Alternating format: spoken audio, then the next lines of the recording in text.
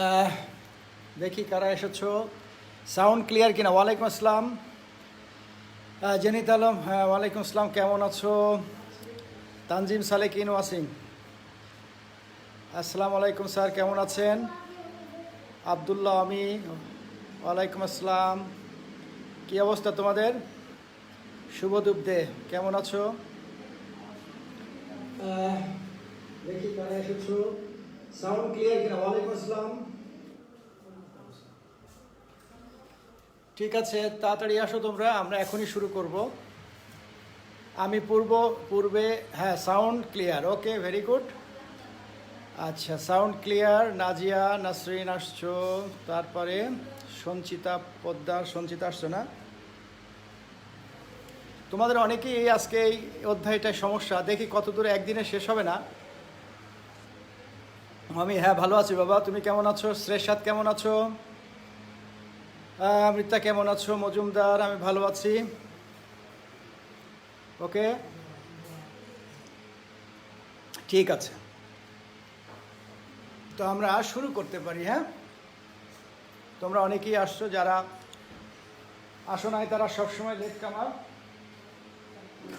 ওকে, আমি কিছু কথা বলি তোমাদের। প্রথমেই একটু বিষয়টা জানাই, তোমাদের এমসিকিউ পরীক্ষা কি হয়েছে আমি একটু লিখি। এমসিকিউ পারফরমেন্সের দিক থেকে নিঃসন্দেহে বলা যায় তোমাদের ম্যাক্সিমাম ছিল এইটা। হ্যাঁ, এক্সিলেন্ট, হ্যাঁ ভেরি গুড। তাহলে এমসিকিউ এক্সিলেন্ট হলো। এখন হচ্ছে ক্রিয়েটিভ। ক্রিয়েটিভ তোমরা দেখো, ক্রিয়েটিভ এখনো আমি দিয়ে দিই। ক্রিয়েটিভ কি করবা? ক্রিয়েটিভ অংশ এখানে আমি তোমাদের হোয়াট চিহ্ন দিলাম, কি হবে? আমি চাই ক্রিয়েটিভ অংশ সেম হোক, এক্সিলেন্ট হোক। হ্যাঁ, তার মানে এক্সিলেন্ট হতে হলে 70, টোটাল মার্কস হচ্ছে 70, অ্যাট লিস্ট 65 পেতে হবে। হ্যাঁ, এই আমি তোমাদের এটা দিয়ে দিলাম, এটা হচ্ছে হাইয়েস্ট মার্কস হলে আমি খুব খুশি হব, আর মিনিমাম 60 হতে হবে। এটা হচ্ছে মিনিমাম 60, মিনিমাম 60, আর এটা ম্যাক্সিমাম, এর মধ্যে পাওয়া যায়। এখন আমার কি কি করতে হবে বলো? আমি যে অধ্যায়গুলো ভালো করে পড়তে বলবো সেই অধ্যায়গুলো ভালো করে পড়বা, এবং তোমাদের আমি একটা অ্যাটলিস্ট আমি গদ্য থেকে তোমাদের লিখতে হবে 2টো অথবা 3টা। আমি সেই জায়গাগুলো বেশি বেশি পড়াবো, যে জায়গাগুলো তোমাদের পরীক্ষায় আসার মতো। ওকে, আমরা বিস্তারিত পড়বো না, কারণ এটা কিন্তু তোমরা বিস্তারিত পড়েছো। আমরা বেসিকটা পড়বো। ওকে, আমি এখন শুরু করছি বেসিকটা। প্রথমেই দেখো, আমি একটু মুছে দিই। আচ্ছা, এটা কি? আমরা একটু গল্প করি। গল্পটা হচ্ছে, তোমরা জানো যে ডক্টর মোহাম্মদ শহীদুল্লাহ সম্পর্কে আমরা অনেকেই জানি, কিন্তু ডক্টর মোহাম্মদ শহীদুল্লাহকে বহু ভাষাবিদ বলা হতো, পণ্ডিত বলা হতো, সুবক্তা বলা হতো, সুপণ্ডিত বলা হতো। কি কি পেলাম? সুপণ্ডিত, সুবক্তা, বহু ভাষাবিদ। মানে উনি 12টা থেকে 16টা পর্যন্ত ভাষায় অনর্গল কথা বলতে পারতেন, লিখতে পারতেন। তাহলে 1 নাম্বার তার গুণ। 2 নাম্বার, পল্লী সাহিত্য চলে আসো। পল্লী সাহিত্য কি? এটা কি তোমরা সবাই দেখেছো? পল্লী ভাগ করে নাও।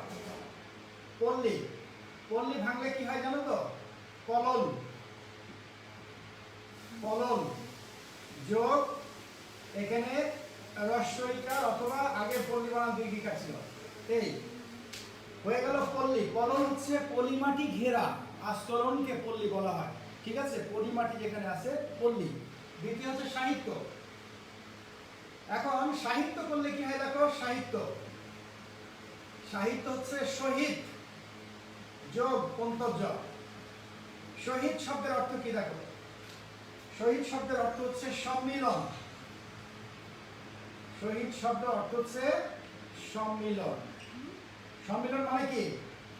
সম্মিলন মানে এক জায়গায় হয়ে যাওয়া, এক জায়গায় একত্রে। সম্মিলন শব্দ হচ্ছে একত্রে। তাহলে আমরা পল্লী সাহিত্য কি? পল্লী সাহিত্য, পল্লীতে কি আছে? পলল ঘেরা জায়গায় সাহিত্য ছড়িয়ে আছে, সম্মিলন আছে, সাহিত্যের মেলা আছে, অনেক রকমের সাহিত্য ছড়িয়ে ছিটিয়ে আছে। সেই জিনিসটা দেখানোর কথা বলা হয়েছে পল্লী সাহিত্য নামক প্রবন্ধ। ওকে, তাহলে পল্লী সাহিত্য কি? প্রথম কথা হচ্ছে পল্লী সাহিত্য কি গল্প? আমি তোমাদের বললাম গল্প, উপন্যাস,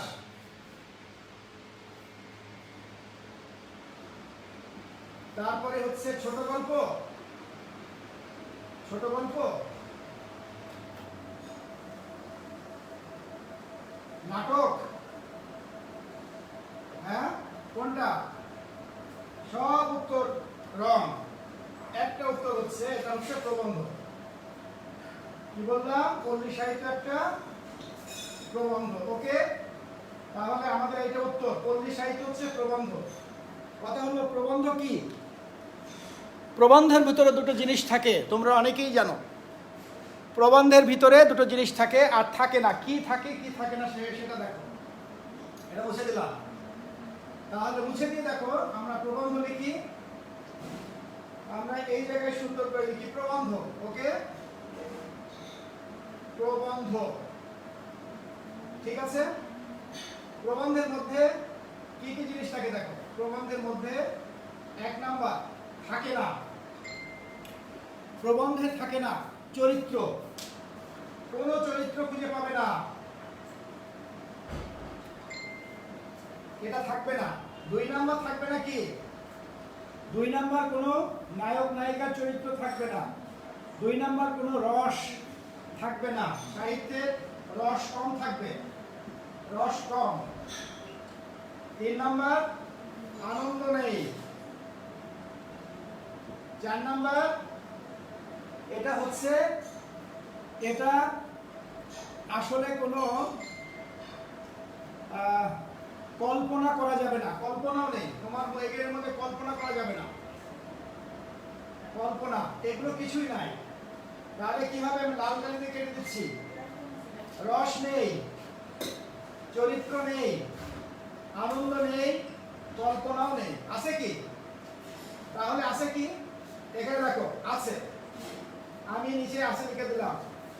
আছে কি দেখো? এক আছে, মনে রাখবে, সাবজেক্টিভ, সাবজেক্টিভ। দুই আছে অবজেক্টিভ, ঠিক আছে। তন্ময় মন্ময়, বুঝো? তন্ময় মন্ময়, যেটা তোমাকে দুটো সম্মিলন কি? দুটো সম্মিলন হচ্ছে পাণ্ডিত্য। পাণ্ডিত্য কি জিনিস? পাণ্ডিত্য হচ্ছে জ্ঞান, অর্থাৎ এইটা পড়লে তোমাকে জ্ঞানী করে তুলবে, তাই না? তুমি অসম্ভব জ্ঞানী হতে পারবে প্রবন্ধ পড়লে, এছাড়া অন্য কিছুই নাই। তাহলে আমরা কি কি পেলাম? আমরা হাজার চেষ্টা করেও চরিত্র পাবো না, হাজার চেষ্টা করেও রস পাবো না, আনন্দও পাবো না, কল্পনাও পাবো না। তার মানে সাহিত্য হতে হলে এইগুলো কিন্তু সব দরকার। কল্পনা শক্তির দরকার, আনন্দের দরকার, রসের দরকার, চরিত্রের দরকার, উত্থান পতন দরকার। কিন্তু মজার ব্যাপার হচ্ছে এখানে কিছুই নাই, সব ফাঁকা ফক্কিকার। আছে কি? আছে মানুষের যেটা সবচেয়ে বেশি চাহিদা, সেটা হচ্ছে জ্ঞান, পাণ্ডিত্য। জ্ঞান এবং পাণ্ডিত্য। প্রবন্ধ পড়লে পাণ্ডিত্য অর্জন করবা, জ্ঞানী হতে পারবে। ক্লিয়ার? ওকে, চলে আসো। তাহলে তোমরা বলতে পারো আর আছে তথ্য। তথ্য থাকবে, তথ্য, উপাত্ত, ডেটা সবগুলো থাকবে। তোমরা সাহিত্যের উদ্ধৃতিতে পড়েছো যে কেন সংবাদপত্রের লেখাগুলো, এটাও তো কোনো চরিত্র থাকে না, এটা তো খবর থাকে। এর মধ্যে সাবজেক্টিভ থাকে কিন্তু অবজেক্টিভ থাকে না, উদ্দেশ্য থাকে না, জাস্ট একটা সংবাদ মাত্র। এই জন্য খবরের লেখাগুলো, পেপারের লেখাগুলো কখনোই প্রবন্ধ আকারে হয় না, হয় না, হয় না। ওকে, ক্লিয়ার? এটা বেসিক জিনিস, আশা করি বুঝতে পেরেছো। এখন চলে আসো, আমরা যে জিনিসটা জানবো সেই জিনিসটা, এই শহীদুল্লাহ লেখক পরিচিতি থেকে একটা জিনিস আমাদের জানতেই হয়। তোমরা খুব ভালো করে লক্ষ্য করবে, যে আমি একটা অংশ লিখবো, অংশ থেকে তোমাদের কিছু ইনফরমেশন দেবো। ইনফরমেশনগুলো ওয়ান ওয়ার্ড বা জ্ঞানমূলক প্রশ্ন লাগে। 1 নম্বর ইনফরমেশন দেখো, এখানে দেখো শহীদুল্লাহ, আমি ডক্টর দিলাম না, শহীদুল্লাহ, তোমরা বুঝে নিবা। শহীদুল্লাহ বানানটা দেখো একটা হসন্ত আছে, ক্লিয়ার? সরি, এখানে শহীদুল্লাহ বানানটা দীর্ঘিকা হবে। শহীদুল্লাহ, একটু বলি বানানে খেয়াল করবা, এখানে কিন্তু এই জায়গাটায় মুহাম্মদ নয়, মুহাম্মদ, এখানে কিন্তু দীর্ঘিকা, এখানে কিন্তু এখানে হয়ের উপর একটা, হয়ের নিচে একটা হসন্ত আছে, এইটুকু খেয়াল করবা। শহীদুল্লাহ সম্পর্কে তথ্য, তাহলে লেখো ডক্টর মোহাম্মদ শহীদুল্লাহ সম্পর্কে, জায়গা কম লাগবে, উপরে লিখলাম তথ্য, আমি অত লিখলাম না, তথ্য লিখলাম। হ্যাঁ, তথ্য লেখো। প্রথমেই দেখো আমি একটা ছন্দ করে দিচ্ছি, সর্বণ, সর্বণ, তারপরে সবাই লেখো বিশ্ববিদ্যালয়, ঠিক আছে? বিশ্ববিদ্যালয়ের মেধাবী ছাত্র লেখো, ছাত্র শহীদুল্লাহ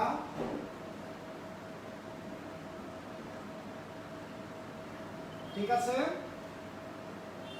30 বছরের অধ্যাপনা, ঠিক আছে?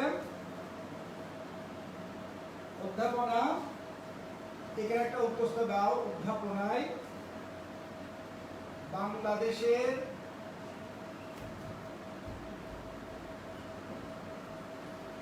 আঞ্চলিক ভাষা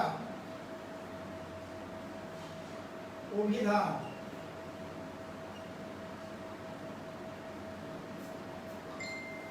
লিখে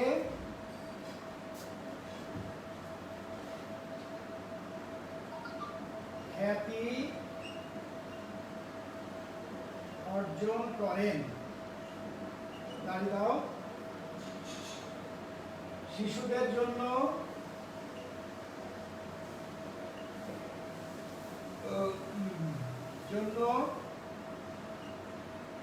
আঙুর লিখে, না, শিশুদের জন্য আঙুর উপহার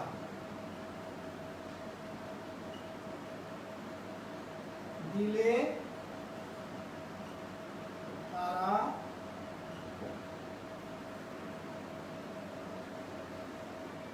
বাংলা ভাষা ব্যাকরণ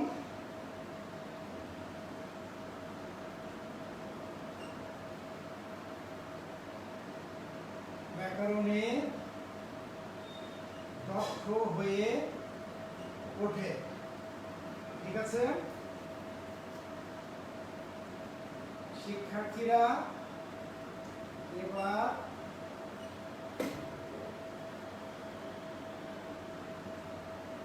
বাংলা ভাষার ইতিবৃত্ত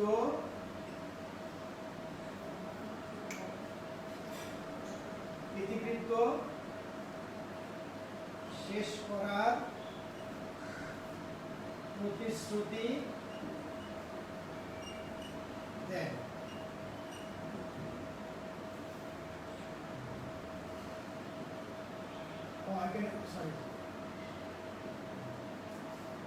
ওকে, এখন দেখো, আশা করি এটা পড়েছো। প্রথম দেখো শব্দটা হচ্ছে সর্বণ, দ্বিতীয় দেখো একটা বিশ্ববিদ্যালয়ের নাম, তিনি ছিলেন অত্যন্ত মেধাবী, এই একটা। শহীদুল্লাহ 30 বছর অধ্যাপনা করেছেন, 30 বছর কি করেছেন? অধ্যাপনা, অর্থাৎ তার কাজ ছিল অধ্যাপনা করা। গেল। তিনি কি লিখেছিলেন? তিনি চমৎকার জিনিস লিখলেন, এক নাম্বার হচ্ছে বাংলাদেশের আঞ্চলিক ভাষার অভিধান। এই পর্যন্ত দেখো, আঞ্চলিক ভাষার অভিধান লিখলেন, কি ছিল? এটা অভিধান ছিল। এরপরে লিখে খ্যাতি অর্জন করেন। কি করেছিলেন? খ্যাতি। তিনি কি পেয়েছিলেন? খ্যাতি পেয়েছিলেন। এরপর তিনি কাদের জন্য? শিশুদের জন্য। শিশুদের জন্য কি লিখলেন? শিশুদের জন্য একটা পত্রিকা লিখলেন। এই পত্রিকার নাম হচ্ছে আঙ্গুর পত্রিকা, রাইট? আঙ্গুর পত্রিকা। এরপরে তারা কি করলেন? এছাড়া বাংলা ভাষার ব্যাকরণও তিনি লিখলেন। দেখো, বাংলা ভাষার ব্যাকরণ। এবং সবশেষে কি দিলেন? বাংলা ভাষার ইতিবৃত্ত। এটা হচ্ছে বাংলা সাহিত্যের কথা, ইতিবৃত্ত লিখলেন। এবং এখন দেখো আমরা কি কি পেলাম।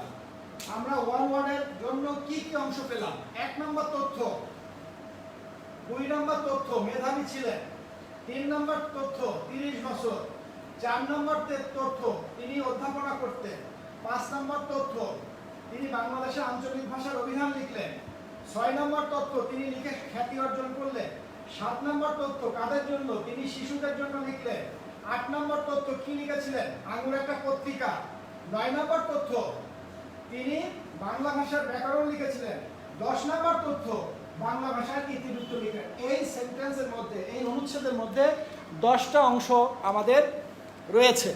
10টা অংশ ভালো করে দেখাও। 10টা অংশ দেখতে পাচ্ছ তোমরা? না দেখতে পারলে আমাকে বলো। তোমাদের sound clear, right? Very good. সবাই এটা লিখে নিবে। এবং মজার ব্যাপার হচ্ছে এই জিনিসটি আমি তোমাদের এক্ষুনি সেন্ড করে দিব।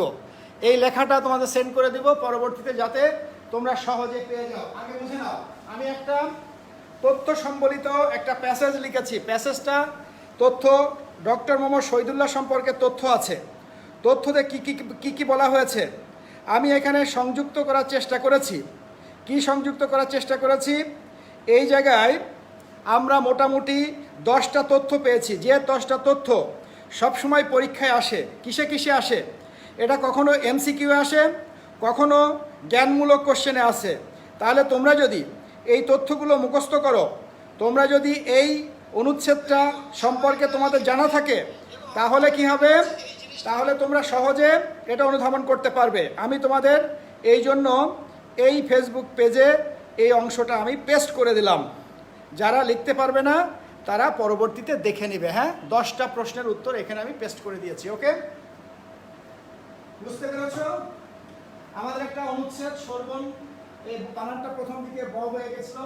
সোরবন বিশ্ববিদ্যালয়ে মেধাবী ছাত্র শহীদুল্লাহ 30 বছর, অর্থাৎ তিনি তার অধ্যাপনা শিক্ষকতা করেছিলেন 30 বছর অধ্যাপনা। এরপরে দেখো আর কি ইনফরমেশন।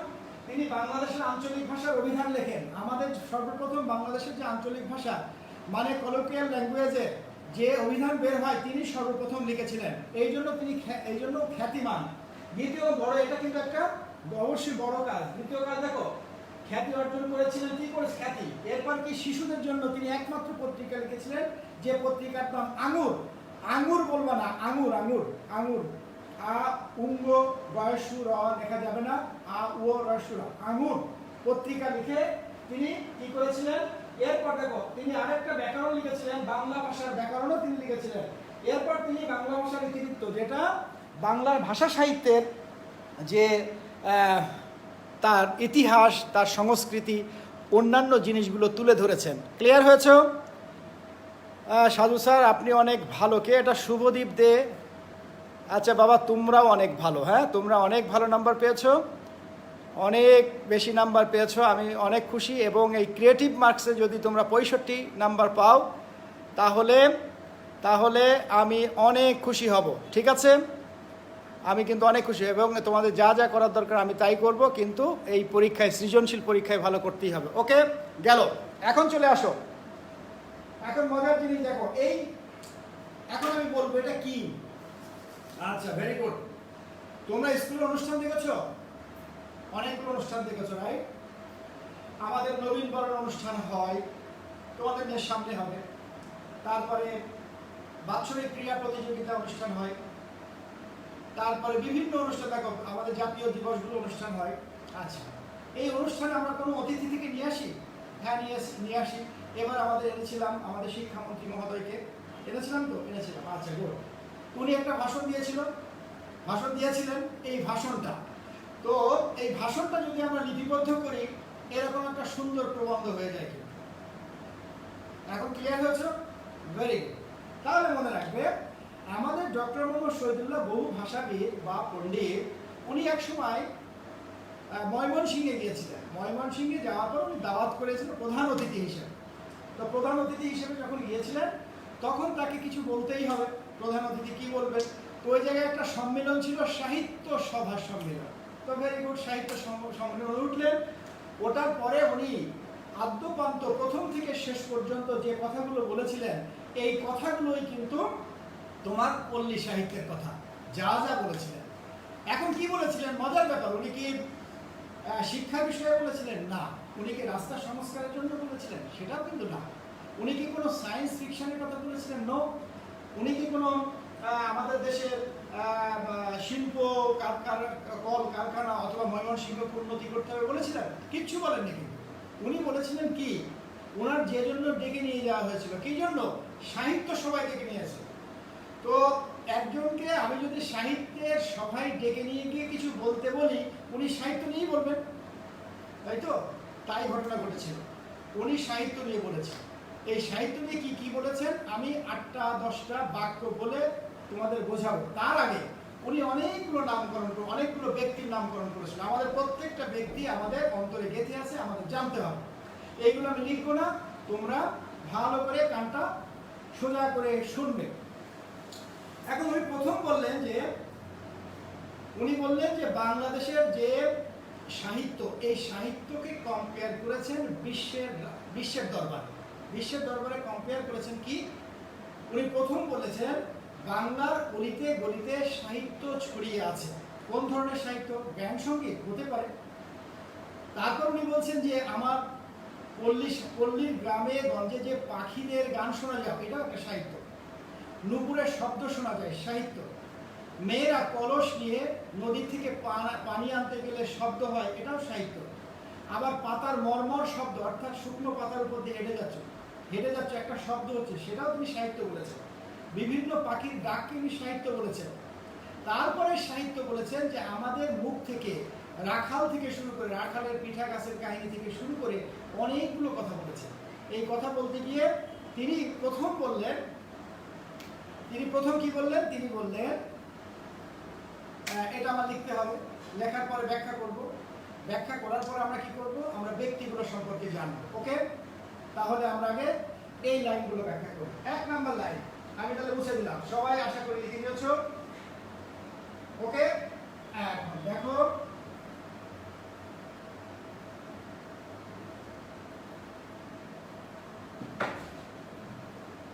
কথাটা হচ্ছে, দেখো কলা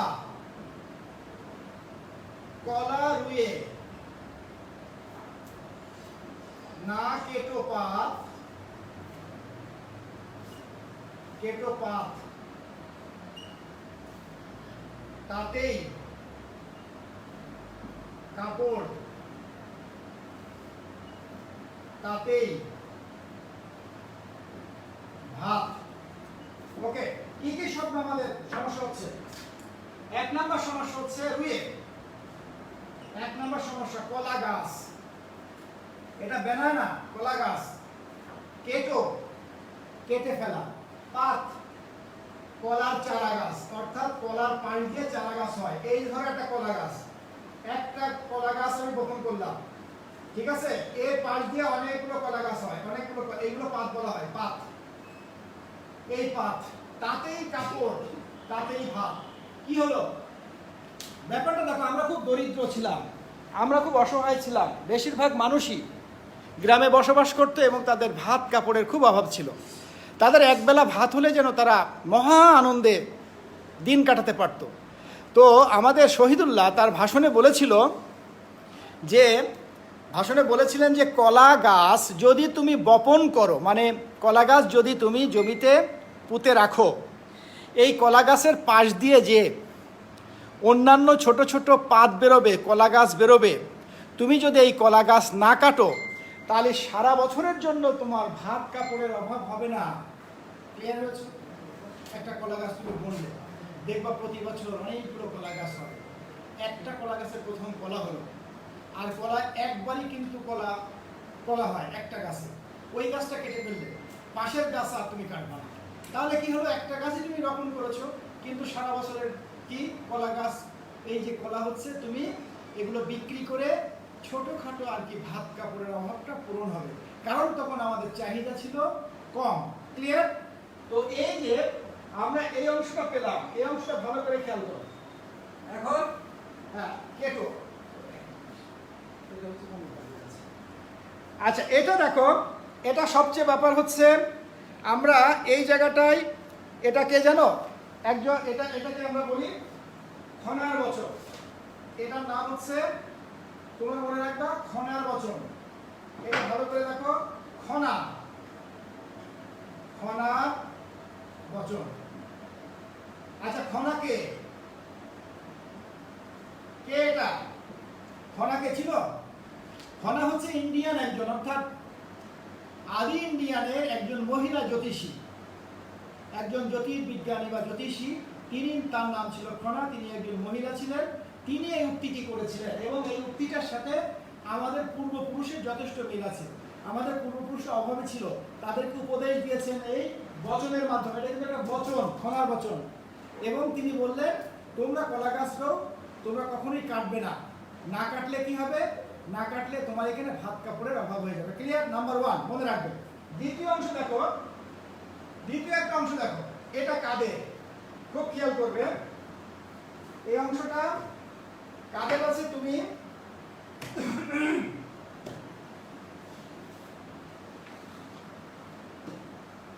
আমি ইংরেজিতে লিখছি, ইংরেজি বাংলা মিলিয়ে ভালো করে দেখো। 5 কমা,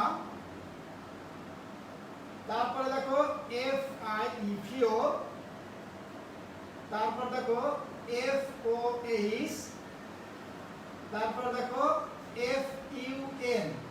ঠিক আছে? তারপরে হচ্ছে smell the blood of British man, তাই না?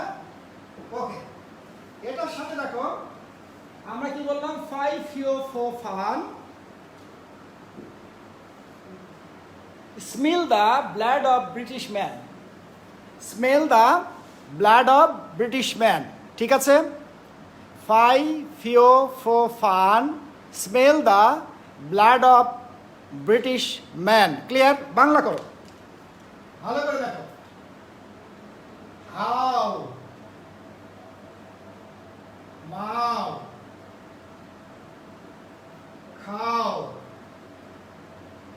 ঠিক আছে? তারপরে দেখো মানুষের, সম্ভবত মানুষের আছে, গন্ধ পাও।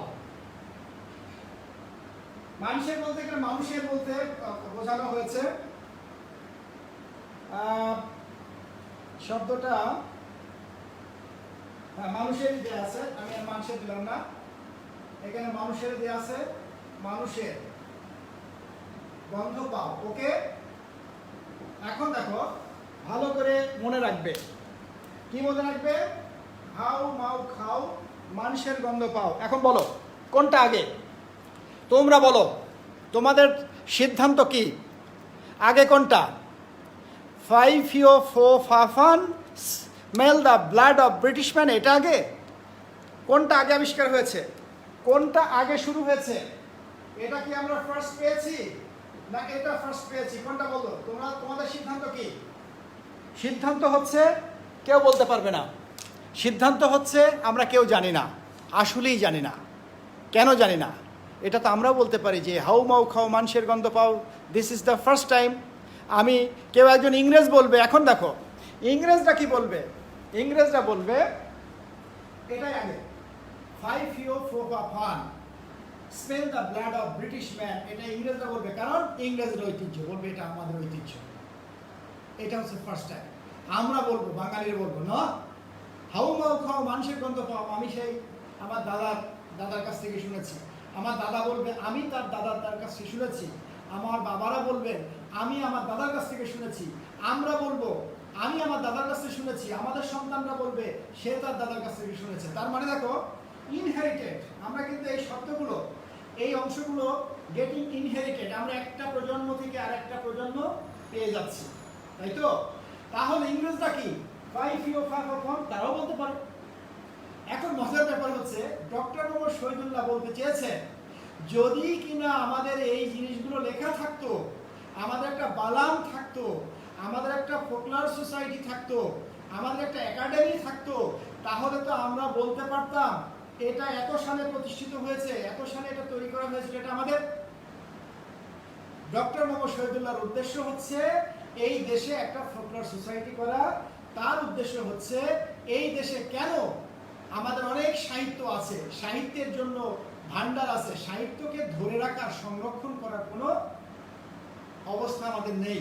এই সাহিত্য ধরে রাখা, সাহিত্যকে একীভূত করা, সাহিত্যকে এক জায়গায় করার জন্য তিনি এই ময়মনসিংহে যান এবং মানুষদেরকে পরামর্শ দেন আমাদের সাহিত্যের অভাব নেই, এই সাহিত্যগুলো শুধু আমাদেরকে এক জায়গায় করতে হবে।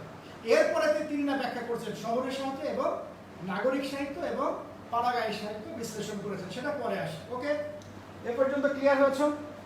আশা করি ক্লিয়ার হয়েছে। দ্বিতীয় অংশ দেখো, দ্বিতীয় অংশ আমরা যখন মুছে দিব তখন দেখবা এই অংশের নাম হচ্ছে, তোমরা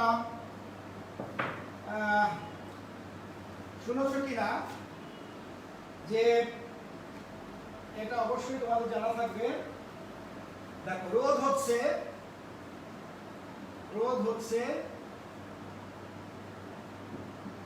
তারপরে পানি হচ্ছে,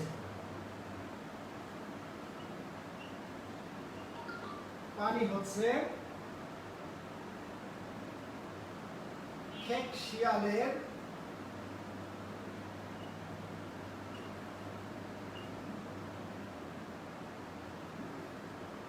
বিয়ে হচ্ছে। হ্যাঁ, এই অংশটা এটা কিন্তু কি, এটা কিন্তু আমরা ছড়া বলছি। হ্যাঁ, তাহলে নাম দিলাম কি ছড়া। এটা ছড়া কারা? ছড়া এই জন্যই বলবো যে দেখো রোদ হচ্ছে এই সিচুয়েশন তোমরা অনেকেই দেখেছো, কিন্তু খেক শিয়ালের বিয়েটা তোমরা দেখো নাই। আসলে কিন্তু তাই। কি জন্য? যাদের গ্রামে বসবাস, এই দেখবা হঠাৎ রোদ হঠাৎ বৃষ্টি, এই সময় খেক শিয়াল বলে ঠিক শিয়ালের একটা প্রজন্ম ছোট, এটা হঠাৎ করে বেরিয়ে আসে, তারা একটু লাফাঝাপা করে আবার দৌড় মারে। তখন গ্রামের লোকজন মনে করে যে হয়তো খেক শিয়ালের বিয়ে হচ্ছে। এটা আজব কথা, এটা মজা করে বলা হয়। তো খেক শিয়াল আসলে কি ছড়া। এই ছড়া কারা কাটে? আমাদের গ্রামের ছেলেমেয়েরা। তো আমাদের গ্রামের ছেলেমেয়েরা কিন্তু এই ধরনের ছড়া কেটে চলছে। এখন কথা হলো এটা কাদের? এই যে ছড়াটা কাদের? আমাদের না ইংরেজদের? আমাদের না আরবিয়ানদের? আমাদের না ইউরোপে? আর আমাদের না মঙ্গল গ্রহে? কাদের? আমরা আমাদের বলতে পারি না, কিন্তু কোনো মঙ্গল গ্রহের বা কোনো ইউরোপের বা কোনো জায়গার যেখানেই বসবাস করুক না কেন, সে হঠাৎ করে যদি বলে যে এই অংশটুকু আমাদেরকে অস্বীকার করার উপায় আছে? কোনো অস্বীকার করার উপায় নাই, কারণ এইগুলো আমাদের সংরক্ষণ নাই, আমাদের এইগুলো সংরক্ষণে নেয়, এইগুলোর তারিখ নাই, এইগুলোর ইতিহাস নাই। তাহলে ডক্টর মোহাম্মদ শহীদুল্লাহ দ্বিতীয় কি বললেন? এই ছড়া জাতীয় জিনিসগুলো আমাদেরকে সংরক্ষণ করতে হবে। বুঝতে পেরেছো? তাহলে আমি আস্তে আস্তে এগোচ্ছি। এগুলো আমাদের সংরক্ষণ করলে আমরা বলতাম, জোর করে বলতাম এটা আমাদের। ঠিক আছে?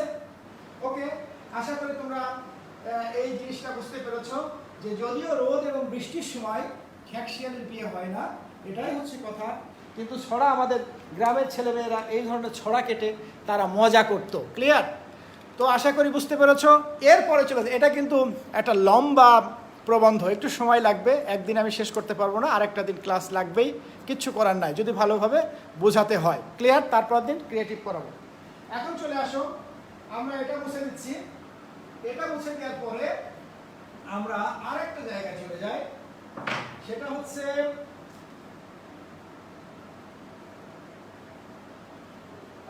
সেটা দেখো, এটা লাল কালি দিয়ে মন মাঝি তোর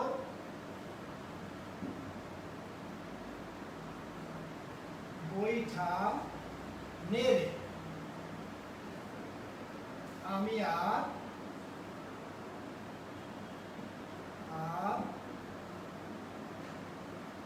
বাইতে পারলাম না। দেখো, সবসময় খেয়াল করবে, প্রবন্ধে কোনো আনন্দ নেই, প্রবন্ধ ধৈর্য। মেধাবীরা প্রবন্ধ পড়ে, যারা মেধাবীরা তারা বোঝার চেষ্টা করে।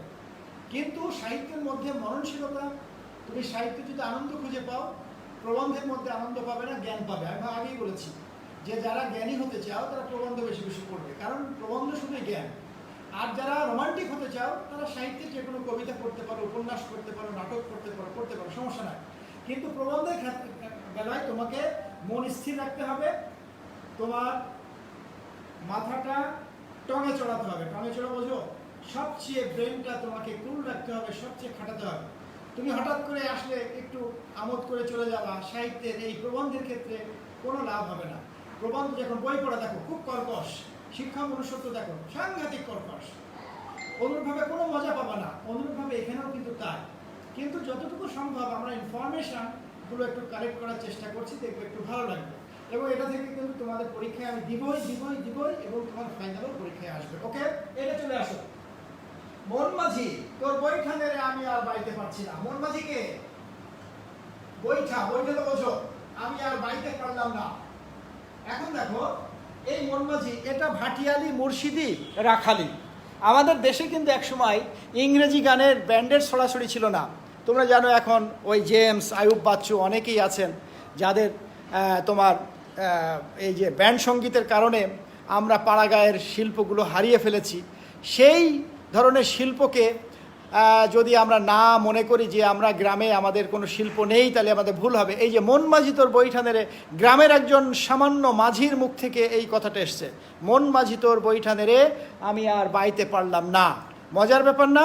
মন মাঝি মানে কাকে বলছে? কোনো মাঝিকে ডেকে না, তোমার অন্তরের মনে। আমি দুটো ব্যক্তি, একটা শিক্ষক, দ্বিতীয় মানুষ।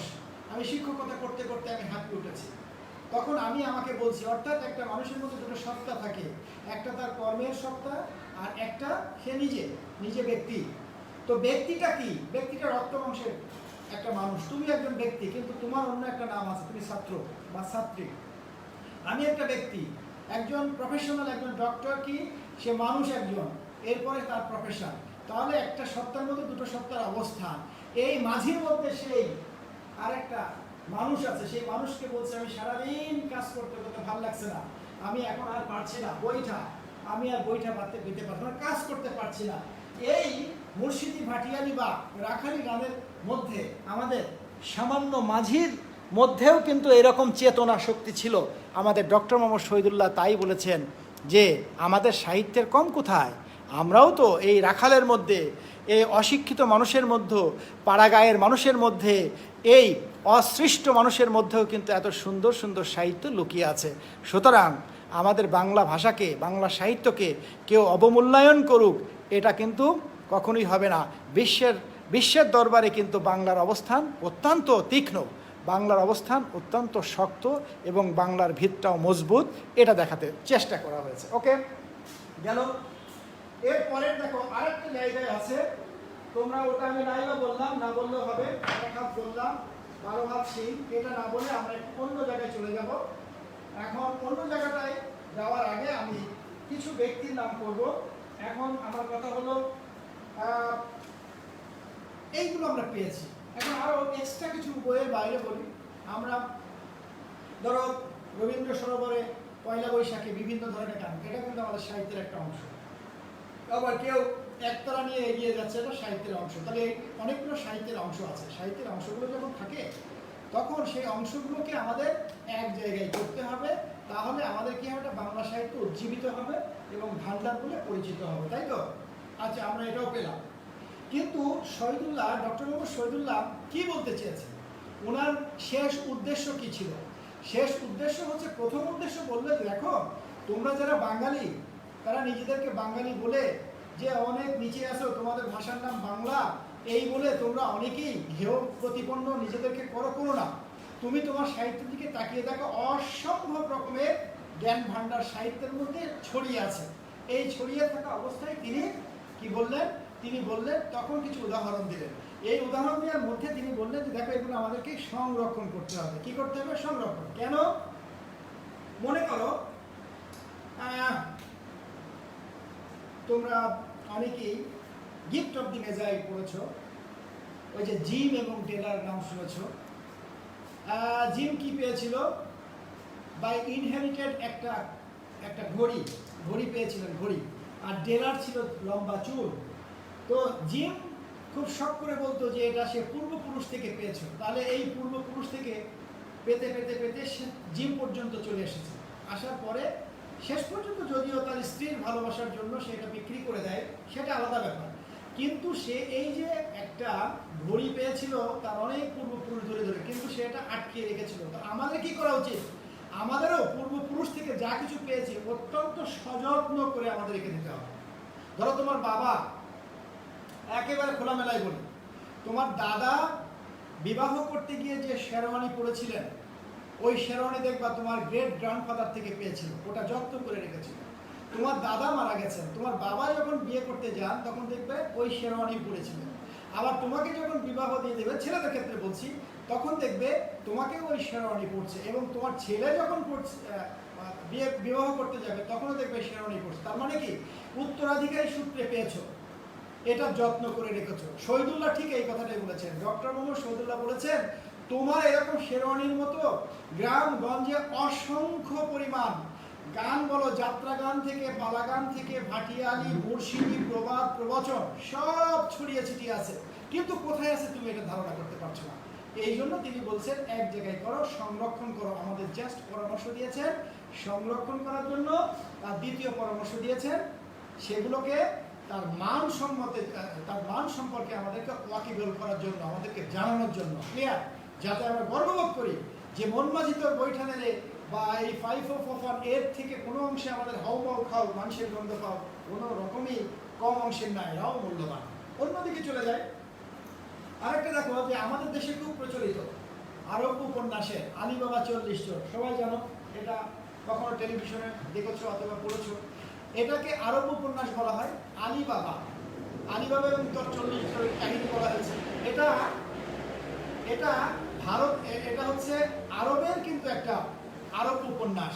তা আরবের ছেলেরা কিন্তু এটা খুব মজা পায়। আমরা মজা পাই না? বাঙালিরা আমরা মজা পাই। ইংরেজরা মজা পায় না? ইংরেজরা মজা পায়। তার মানে কি? এই সাহিত্যগুলো কাদের? আরবদের নাকি আমাদের নাকি ইংরেজদের? আমরা কেউই জানি না। এই জন্য ডক্টর মোহাম্মদ শহীদুল্লাহ বলছে এটা আমাদের তো হতে পারতো। তাই যদি আমরা এগুলো লিখে রাখতাম তাহলে আমাদের জন্য খুব ভালো হতো।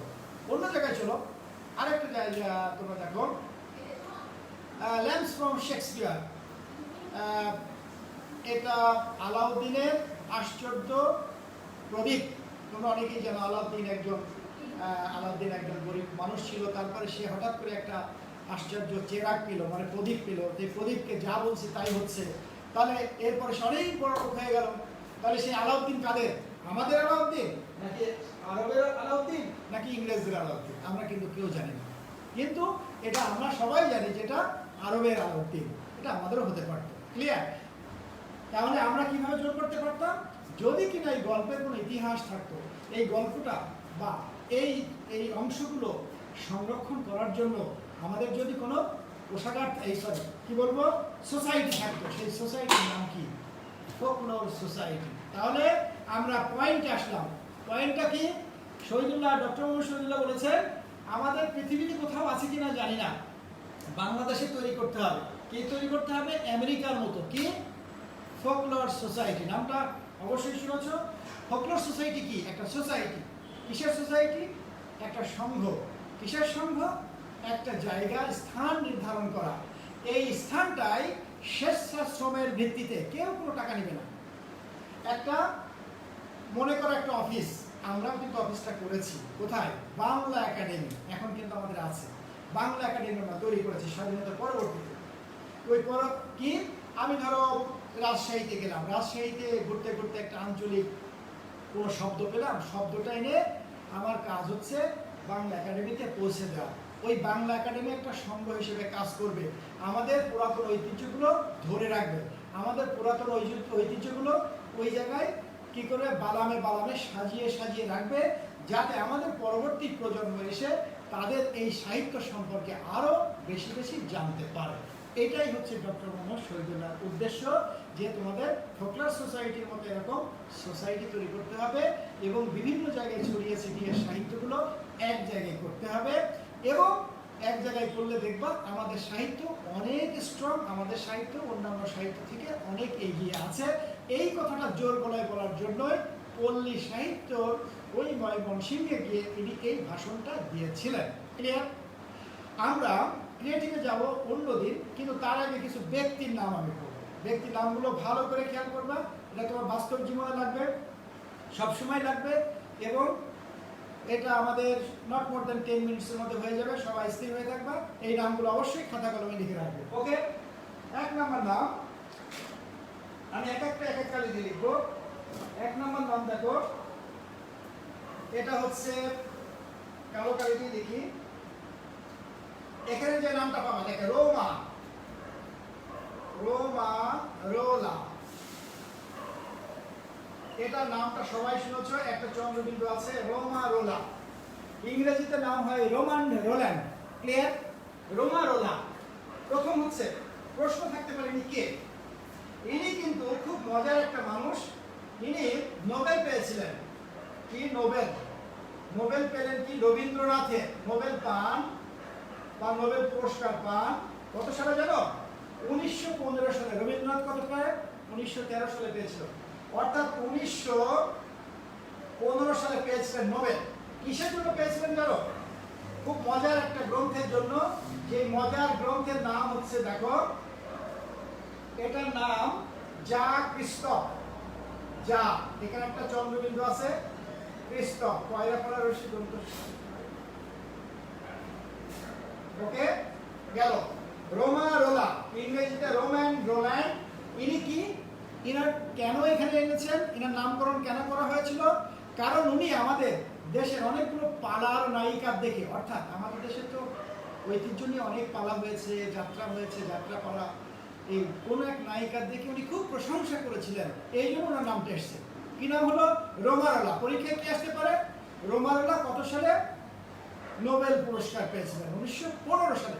মনে রাখবে, রবীন্দ্রনাথ ঠাকুরের 1913 সালে উনি পেয়েছিলেন 2 বছর পরে। রবীন্দ্রনাথ গীতাঞ্জলির জন্য পেয়েছিলেন। উনি কি জন্য পেয়েছিলেন? উনি পেয়েছিলেন যা ক্রিস্টফের জন্য। এই লিখে দিয়েছি। নাম্বার 1 অবশ্যই মনে রাখবে। নাম্বার 2 দেখো, এটা পেয়ে গেলাম, আমরা সবাই পারবো এখন। নাম্বার 2 দেখো, উইলিয়াম থমসের আগে আমরা দেখবা খনা আমি বলেছি না? খনা আমি বলেছি, আর দরকার নেই। এর পরের নামটা আমি দিব, এখানে দেখো ডক্টর আছে দীনেশ চন্দ্র সেন। দীনেশ চন্দ্র, এবং তিনি হচ্ছেন সেন বংশের লোক। দীনেশ চন্দ্র সেন ইনি বিখ্যাত কেন? ইনি হচ্ছে ময়মনসিংহ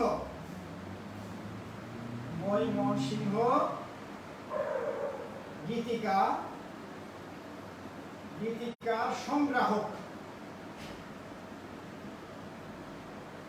ওকে, মনে থাকবে? মানে উনি সংগ্রাহক, মানে স্বেচ্ছাশ্রমের ভিত্তিতে সংগ্রহ করে দেখিয়েছিলেন। ময়মনসিংহ গীতিকা কি হয়েছিল? ওখানে তো পালা তোমরা আগেই জানো। এই পালাটা যে কাহিনী, এই কাহিনীটা সংগ্রহ করেছিলেন বইটা। আচ্ছা, এরপর দেখো আমরা 2 নম্বর ক্যারেক্টার পেলাম। 3 নম্বর ক্যারেক্টার দেখো, এটাও আমাদের, এটা দক্ষিণা রঞ্জন মিত্র। এই নামগুলো সবগুলোই আছে, সুতরাং অবশ্যই নামগুলো মনে রাখবে। ইনি কি জন্য বিখ্যাত? ইনি শিশু সাহিত্যে প্রথম তার পরিচয় হচ্ছে, ইনি একজন শিশু সাহিত্যিক। ঠিক আছে। দ্বিতীয় পরিচয় কি? 1 নম্বর পরিচয়। 2 নম্বর পরিচয়, ওনার একটা নাম আছে ঠাকুরমার ঝুলি। তোমরা জানো ঠাকুরমার ঝুলি, এই যে গল্পটা, এটা ইনি সংগ্রহ করেছিলেন। ঠিক আছে, লিখেছিলেন ঠাকুরমার ঝুলি। দক্ষিণারঞ্জন মিত্র গেল। এরপরে দেখো আরেকটা নাম খুব ইম্পর্টেন্ট, এটা হচ্ছে, এটা ইংরেজি নাম, বাংলা লেখক উইলিয়াম হলো কি? উইলিয়াম, হ্যাঁ। তারপরে থমস থমাস রাইট, থমস। ইনি কি করেছিলেন? ইনি একটা মজার জিনিস করেছিলেন, দেখো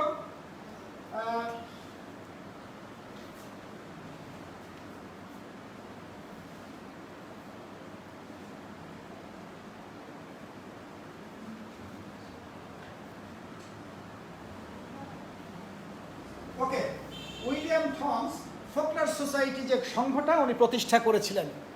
ইস, ব্যাটারি লো।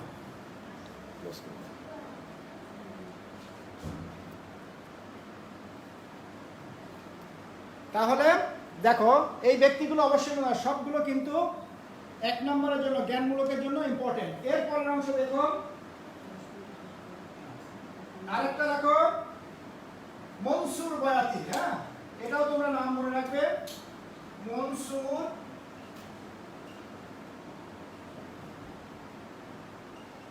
বয়াতি। মনসুর বয়াতি কে? দেখো পল্লী কবি, পল্লী কবি। বাট এর আরেকটা নাম, অন্য নাম আছে, ইনি হচ্ছেন দেওয়ান মদিনা। আমাদের যে দেওয়ান মদিনা আছে উনি লিখেছিলেন, দেওয়ান মদিনা। এই দেওয়ান মদিনা উনি লিখেছিলেন। এই দেওয়ান মদিনার রূপেই পাগল হয়েছিল এই আমাদের রোমারোলা। ক্লিয়ার? এটা তোমাদের বইয়ে অবশ্য আছে, এই ব্যাখ্যা না দিলেও চলবে। এরপরে হচ্ছে আলাউদ্দিন বা আলী বাবা, সব জানবা, খনা জানো। আর শেক্সপিয়ারের নাম এখানে করা হয়েছে, উইলিয়াম শেক্সপিয়ার, ওনার নামও করা হয়েছে। উনি ওটা আগেই দিয়েছি যে 5 for fun, I smell the blood of British man, উনি এটা লিখেছিলেন। এখানে এই কথাটা এখানে আলোচনা করা হয়েছে। আদারওয়াইজ আমাদের সব ক্যারেক্টারগুলো চলে এসছে। আমরা আরেকটু পড়ব। রোমারোলার নোবেল পান 1915 সালে যা ক্রিস্তফের জন্য। দীনেশচন্দ্র সেন ময়মনসিংহ গীতিকা ইনি সংগ্রহ করেছিলেন। দক্ষিণারঞ্জন মিত্র শিশু সাহিত্যিক ছিলেন এবং ঠাকুরমার ঝুলি লিখেছিলেন। উইলিয়াম থমস ফোকলার সোসাইটি গঠন করেছিলেন আমেরিকায় এটা।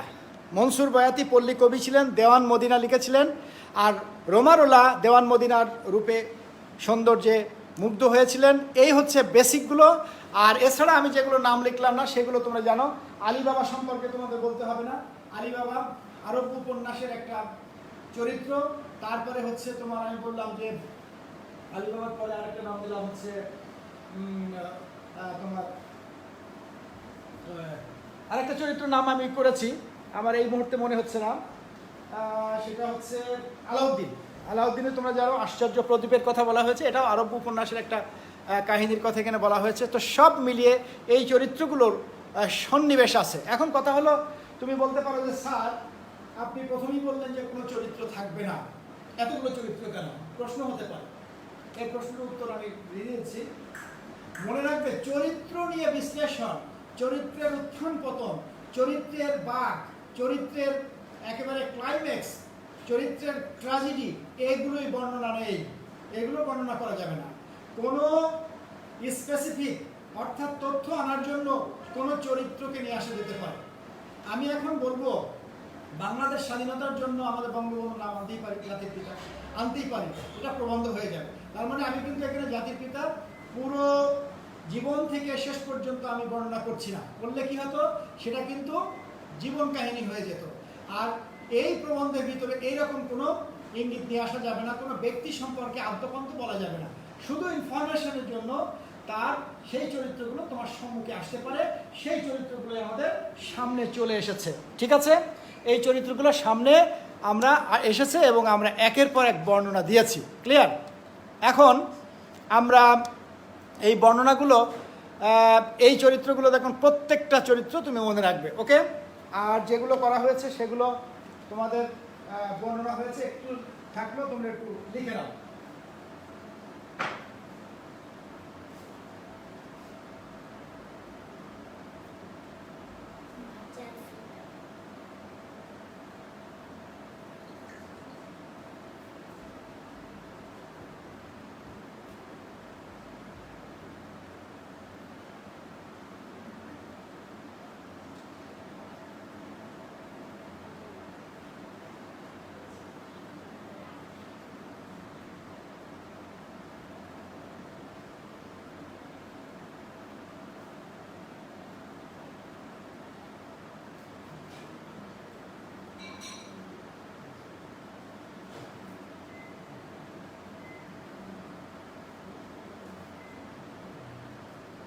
ওকে, এখন আমরা ফিনিশিং চলে আসব। ফিনিশিংয়ে আমি পুরো প্রবন্ধটা তোমাদের সামনে উপস্থাপন করব যাতে তোমাদের মনে গেঁথে যায়। নেক্সট ক্লাসে কিন্তু আমি এটা নিয়ে ক্রিয়েটিভ, আজকে ক্রিয়েটিভ হবে না, তোমরা জানো সময় শেষ। আজকে আমরা আদ্যপন্ত বললাম, আমি তোমাদের এটা আর সামনে তো আমার দুটো করে ক্লাস আছে, আর একটা প্রবন্ধ পড়াবো। এই দুটো প্রবন্ধই পরীক্ষায় আসবে, ভালো করে ইয়ে করবো। আমি নেক্সটে তোমাদের এখান থেকে দুটো ক্রিয়েটিভ পড়াবো। এই দুটো ক্রিয়েটিভ তোমাদের পরীক্ষায় আসবে। হয়তো ক নাম্বারটা নাও থাকতে পারে, কিন্তু খ থেকে নিয়ে সবগুলোই কমন থাকবে। আচ্ছা, তার আগে বলো তোমরা সবাই কি, আমি যে তোমাদের কিছু ক্রিয়েটিভ অংশ ইমেলের মাধ্যমে পেয়েছিলাম, কে কে পাও নাই, কে কে পেয়েছো? আচ্ছা, কে কে পেয়েছো এটা SMS করে দাও তো। SMS এ তোমরা ইয়েস দিলেই হবে। হ্যাঁ, SMS এ তোমরা পেয়েছি বললেই হবে, না হলে তাকে আমি আলাদা আলাদাভাবে পাঠাবো। কে কে পেয়েছো, কে কে পেয়েছো তোমরা একটু আমাকে মেসেজ করে জানাও যে স্যার পেয়েছি। বাকি অংশটা আমি আবার রিপিট করব। আমি না হলে কিন্তু এখান থেকে আমি যে 25টা মনে হয় ক্রিয়েটিভ কোশ্চেন দিয়েছি, 25টার মধ্যে অ্যাটলিস্ট এখানে তোমার লিখতে হবে কয়টা, 7টা। এমনও হতে পারে 7টাও কমন পেতে পারো শুধু ক বাদ দিয়ে। সুতরাং এই 25টা ক্রিয়েটিভ তোমাদের জন্য মোস্ট ইম্পর্টেন্ট। এখন কে কে পাও নাই আমাকে প্লিজ একটু জানাও। হ্যাঁ, 1 মিনিট সময় দিলাম।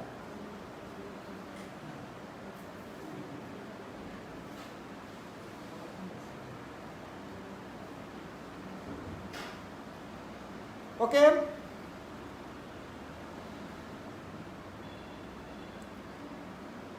আচ্ছা, পেয়েছি পেয়েছি পেয়েছি, অনেকেই লিখেছো, আলহামদুলিল্লাহ। আর তোমাদের কি দরকার, রচনার কি দরকার? তোমাদের রচনা নোটের কি দরকার আছে, না তোমরা নিজেরা নোট করে পড়বে? তোমাদের সেকেন্ড পেপারে কি কি সমস্যা আমাকে একটু জানাতে পারবে?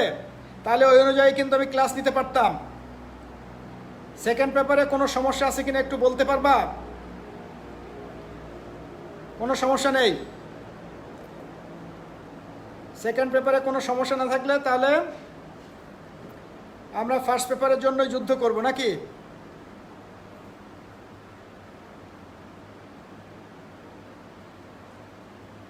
ওকে, অনেকেই পেয়েছো, অনেকেই পাও না, ভেরি গুড। তাহলে আমরা এখন আমি ফিনিশিংয়ে চলে যাব, তোমরা কেয়ারফুলি শুনবে। আচ্ছা, আমি এখনই শেষ করব, একটু ফিনিশিং করে দিই যাতে তোমাদের একটু মনে থাকে। সুপ্রিয় শিক্ষার্থীরা, আশা করি তোমরা অন্যান্য সাবজেক্ট নিয়ে অনেক ব্যস্ত আছো। তারপরেও মনে রাখবে যে বাংলাটা এখন কিন্তু তোমাদের 90%-এ A+ হয়ে গেছে। সুতরাং শুধু এটা কঠিনই হয়নি, তোমাদের জন্য কঠিনতর হয়ে গেছে। যারা অনেক ভালো নাম্বার পেতে চাও এখন থেকে রেডি হও, না হলে কিন্তু সম্ভব হবে না। আমি পরবর্তী ক্লাসে তোমাদের সৃজনশীল নিয়ে আলোচনা করব। আমি ফিনিশিং দিচ্ছি। ডক্টর মোহাম্মদ শহীদুল্লাহ পল্লী সাহিত্যে উনি বেসিক বলতে চেয়েছেন। উনি একটা ভাষণ দিয়েছিলেন, ভাষণটা পরবর্তীতে কাটছাট করে নাম রাখা হয়েছে পল্লী সাহিত্য। এই পল্লী সাহিত্যে উনি বলছেন পল্লীর অলিতে গলিতে সব জায়গায় সাহিত্য ছড়িয়ে আছে, এই সাহিত্যগুলো এক জায়গায় করতে হবে। এই এক জায়গায় করতে গিয়ে উনি কম্পেয়ার করেছিলেন কি কি কোন কোন জায়গায় আমাদের কিছু সাহিত্যের নামকরণ করেছেন, কিছু প্রবাদের কথা বলেছেন, প্রবচনের, ভাটিয়ালি, মুর্শিদি, বিভিন্ন গানের সংগ্রহের কথা বলেছেন যে ছড়িয়ে ছিটিয়ে আছে। আমরা এগুলোকে পাত্তা দিই না, প্রাধান্য দিই না। তাহলে কি, তারপরে একটা লাইন উনি বললেন যে আমরা যেমন বাতাসের মধ্যে, দেখো আমার এই ড্রয়িং রুমে আমি আছি, আমি কি কখনোই ফিল করছি যে এখানে বাতাস আছে? তুমি যে রুমটায় আছো কখনো ফিল করেছো যে এখানে বায়ু আছে, বাতাস আছে? না। কারণ আমরা যেমন বায়ু সাগরের মধ্যে ডুবে থেকে বুঝতে পারি না যে বায়ু আমাদের দরকার, বাতাস আমাদের দরকার, অনুরূপভাবে উনি সুন্দর একটা কথা বলেছেন, আমরা পাড়াগাঁয়ের এত সাহিত্য ছড়িয়ে আছে, আমরা তার মধ্যে থেকে বুঝতেই পারি না এই সাহিত্যগুলো আমাদের দরকার। এইভাবে আমাদেরকে আঘাত করার চেষ্টা করেছেন। তাহলে সেই আঘাতের প্রতি জবাব হিসেবে আমরা কি দিতে পারি? উনি যেমন বলেছিলেন যে সাহিত্যগুলো সংগ্রহ করতে হবে, তাহলে আমাদের কনফ্লিক্ট হবে না কাদের সাথে, অন্যান্য সাহিত্যের সাথে। আমরা নিজেরাই বলতে পারবো যে এগুলো আমার সাহিত্য, আর ওই চৈনিক সভ্যতায় ওরা বলতে পারবে তাদের সাহিত্য, অ্যারাবিয়ান সভ্যতায় তারা বলবে তাদের সাহিত্য, আর ইউরোপিয়ানরা বলতে পারবে তাদের সাহিত্য। মানে ভাগ ভাগ হয়ে গেল, কেউ বলতে পারবে না সব সাহিত্যই আমাদের। অর্থাৎ আলিবাবাও আমাদের, আবার পলানীয় রাকেট ও পাত সেটাও তাদের, তা কিন্তু নয়, আমাদের ভাগ ভাগ হয়ে গেল। তাই উনি বললেন পাড়াগার সাহিত্য, শহরের সাহিত্য, এই যে ব্যান্ড থেকে শুরু করে সব গান বাজনা, ছড়া, কবিতা, লেখালেখি যা আছে, আমাদের আচার ব্যবহার, আমাদের মেয়েরা যে এখানে যে হিন্দু মেয়েরা যে এখানে যে সিঁদুর দেয়, সেটাও কিন্তু সাহিত্যের একটা অংশ। নদ পরে সাহিত্যের একটা অংশ, হাত নাড়ায় তারা, তাদের অঙ্গভঙ্গি সবই সাহিত্যের অংশ। তাই বলছে সাহিত্যের কোনো অভাব নেই। এবং বেসিক সাহিত্য যেটা বলা হচ্ছে যে গান, গল্প, নাটক, এগুলোও কিন্তু অভাব নেই, পাড়াগাঁয়ে ছড়িয়ে আছে। সেগুলো আমাদের কি করতে হবে? শুধু সংরক্ষণ করতে হবে। ঠিক আছে, এক নাম্বার। সংরক্ষণ করতে গিয়ে উনি উদাহরণ দিয়েছেন আমেরিকার একটা সোসাইটির কথা বলেছেন, যে সোসাইটির জন্মদাতা হচ্ছে উইলিয়াম থমস। তিনি ফোকলার সোসাইটি উনি তৈরি করেছিলেন এবং সেই স্থাপন করেছিলেন। এবং সেই ফোকলার সোসাইটিতে কাজ হচ্ছে একটা জায়গায়, একটা সেন্ট্রাল পয়েন্টে একটা অফিস থাকবে, আর বিভিন্ন জায়গা থেকে যখন মানুষ তার নিজের কাজে যাবে, ওই নিজের কাজে গেলে সেই জায়গায় যা কিছু কুড়িয়ে পাবে ওখানে এসে জমা দিবে। আমাদের এরকম একটা ফোকলার সোসাইটির কথা বলা হয়েছে। ইন দি মিন টাইম তোমরা জানো বাংলা একাডেমি অনেকটা সেই দায়িত্ব পালন করে। আমাদের বাংলা একাডেমি আছে, অনেকটাই সেই দায়িত্ব পালন করে। আমরা ওনারা বিভিন্ন জায়গা থেকে তাদের আমাদের পুরাতন যা কিছু আছে সবগুলো এনে ওখানে সংরক্ষণ করা হয়, ওগুলো সংরক্ষণ করা হয় সযত্নে। তো এটা একটা। আর দ্বিতীয় কথা উনি কিছু ব্যক্তিত্বের কথা বলেছেন, যে ব্যক্তিত্বগুলো শুধু তাদের সাহিত্য নয়, বাংলা সাহিত্য থেকে অভিভূত হয়ে গেছে। ঠিক আছে, তার মধ্যে অন্যতম তুমি রোমানুল্লাহর কথা বললেন, এর মধ্যে দক্ষিণাঞ্চল মিত্র তার লেখার কথা বলেছেন, তারপরে তোমার ঠাকুরমার ঝুলির কথা বলেছেন, আরব উপন্যাসের কথা বলেছেন, আলিমার 40 চোরের কথা বলেছেন। সব মিলিয়ে দেখো বাংলা সাহিত্য একটা উজ্জ্বল, বাংলা সাহিত্য একটা অসাধারণ, বাংলা সাহিত্য কোনো রকম খাটো করে দেখার কোনো উপায় নেই। শুধু কাজ হচ্ছে সংরক্ষণ করে এবং সেগুলোকে পৃথিবীর সাহিত্যের সাথে মিশিয়ে দেওয়া, পৃথিবীর অন্যান্য সাহিত্যের সাথে সমান তালে বাংলা ভাষাকে পরিচালনার জন্য আমাদের এই দায়িত্বটুকু পালন করতেই হবে। তাহলে বাংলা ভাষা আর কখনোই পিছিয়ে থাকবে না, সুদূর প্রসারী হাজার বছর ধরে বাংলা ভাষা এগিয়ে যাবে। তো ঠিক আছে, আজকে আমি এক্ষুনি শেষ করবো। তোমরা সামনের ক্লাসে সবাই থাকবে। আমি দুটো ক্রিয়েটিভ নিয়ে আলোচনা করবো, সম্ভবত পল্লী সাহিত্যের একটা, আর যে কোনো একটা গল্প থেকে একটা। আমি ওই গল্পটা ওই দিনে পড়াবো না, জাস্ট ক্রিয়েটিভ কোশ্চেন নিয়ে আলোচনা করবো। আমি 2 বা 3টে প্রশ্ন নিয়ে আলোচনা করবো, যে প্রশ্নগুলো অবশ্যই আসার মতো। তোমরা যারা মেল পাও নাই, এখনই আমাকে ওই জাস্ট রোল নাম্বারটা দিয়ে দাও। যারা তোমরা মেল পাও নাই, মানে এই 25টা সিকিউ পাও নাই, তোমরা রোল নাম্বার দিয়ে দাও। আমি রোল নাম্বার দিয়ে তোমার মেলটা পাঠাবো, এবং আমার ক্লাস শেষ হওয়ার আগে দিয়ে দাও প্লিজ। সেকশন কিছু দরকার নেই, শুধু রোল নাম্বার দিলে আমি সেকশন নিয়ে নেব, কারণ এটা খুবই ইম্পর্ট্যান্ট এবং গুরুত্বপূর্ণ। ঠিক আছে, এখানে আমার অনেকগুলো কোশ্চেন দেওয়া আছে, এই অনেকগুলো কোশ্চেন থেকে কিন্তু আমি মানে কোশ্চেন তৈরি করার চেষ্টা করব, এবং এইগুলো আমি বুঝিয়ে দেব। আমি নেক্সট তারিখ থেকে এটা অনেকেই, আমি কেন পড়ালাম, অনেকের কাছে এটা একটু দুর্বোধ্য লাগছিল, এই জন্য আমি একটু পড়ানোর চেষ্টা করেছি। আশা করি তোমরা বুঝতে পেরেছ। যারা না বুঝতে পারো, একবার রিডিং পড়লে হয়ে যাবে ইনশাল্লাহ। ওখানে শক্ত কিছু নাই, কঠিন কিছু নাই, ওখানে সবই সহজ। তো আমরা